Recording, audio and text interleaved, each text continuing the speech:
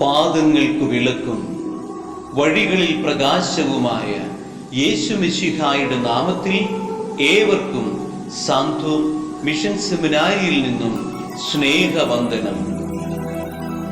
September 26 ശ്ലീവാകാലം 2-ാം ചൊവ്വ. ഇന്നത്തെ വായനകൾ വിശുദ്ധ മത്തായിയുടെ സുവിശേഷം 10-ാം അധ്യായം 26 മുതൽ 33 വരെ, വിശുദ്ധ പൗലോസ് അപ്പോസ്തലൻ റോമായിലെ സഭയ്ക്ക് എഴുതിയ ലേഖനം 3-ാം അധ്യായം 1 മുതൽ 8 വരെ.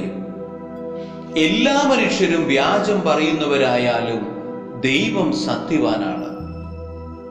ഈ ഭൂമിയിലെ ഹ്രസ്വമായ കാലയളവിൽ ആർക്കാണ് ഞാൻ ചെവി കൊടുക്കേണ്ടത്, ആരെയാണ് ഞാൻ ഏറ്റുപറയേണ്ടത് എന്നീ 2 ചോദ്യങ്ങൾക്ക് ഉത്തരം നൽകാൻ നമ്മെ ഒരുക്കുകയാണ്, പരിശീലിപ്പിക്കുകയാണ് ഇന്നത്തെ വായനകൾ രണ്ടും.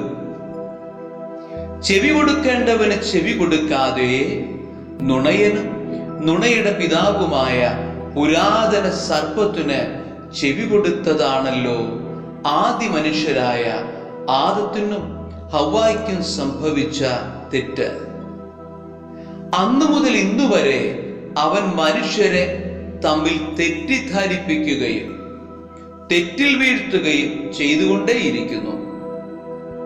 മനുഷ്യമക്കളെ ഏതു വിധേനയും ദൈവത്തിൽ നിന്ന് അകറ്റാൻ, ദൈവവഴിയിൽ നിന്ന് വ്യതിചലിപ്പിക്കാൻ തടസ്സമായി വരുന്നത് കൊണ്ടാണല്ലോ അവനെ സാത്താൻ എന്ന് വിളിക്കുന്നത്.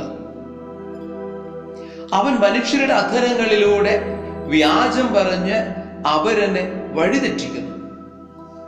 എന്നാൽ ദൈവത്തിന് ചെവി കൊടുക്കുന്നവൻ, ദൈവത്തിന്റെ വചനത്തെ ഹൃദയത്തിൽ സ്വീകരിച്ച് അതിന് വിധേയപ്പെട്ട് ജീവിക്കുന്നവൻ, ലോകത്തോടും പിശാചിനോടും ഒരുത്തപ്പെട്ട് ജീവിക്കുന്ന മനുഷ്യരുടെ വാക്കുകളെ തള്ളിക്കളയുകയും വെറുത്തുപേക്ഷിക്കുകയും ചെയ്യുന്നു.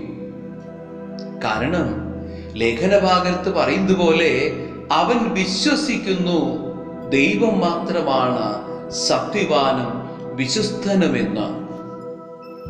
അപ്രകാരം ദൈവം സത്യവാനും വിശ്വസ്തനുമായതുകൊണ്ട് തന്നെ ഏതെല്ലാം പരീക്ഷണങ്ങളും പ്രലോഭനങ്ങളും സഹനങ്ങളും ദുരിതങ്ങളും ഉണ്ടായാലും തമ്പുരാൻ ഏറ്റുപറയാൻ മടിക്കരുതെന്ന.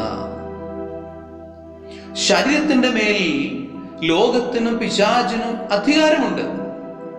പക്ഷെ ആത്മാവിന്റെ മേൽ തമ്പുരാൻ മാത്രമേ അധികാരമുള്ളൂ എന്ന് ബോധ്യപ്പെട്ട ജോബിനെ പോലെ ഭാര്യയിൽ നിന്ന് വന്ന പ്രലോഭനത്തെ ജയിച്ച് ദൈവത്തെ പ്രഘോഷിക്കാൻ, അവന് സാക്ഷ്യം വഹിച്ച് ജീവിതം ധന്യമാക്കാൻ നമുക്ക് ഓരോരുത്തർക്കും പരിശ്രമിക്കാം.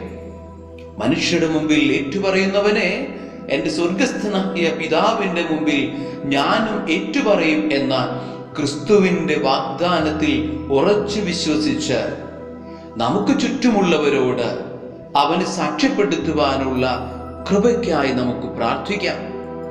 അതിനിടയിലെ വേദനകളും ദുരിതങ്ങളും ക്രിസ്തുവിനെ പ്രതി സഹിക്കാനും ദൈവം നമ്മെ ഓരോരുത്തരെയും സമൃദ്ധമായി അനുഗ്രഹിക്കട്ടെ. ആമേൻ.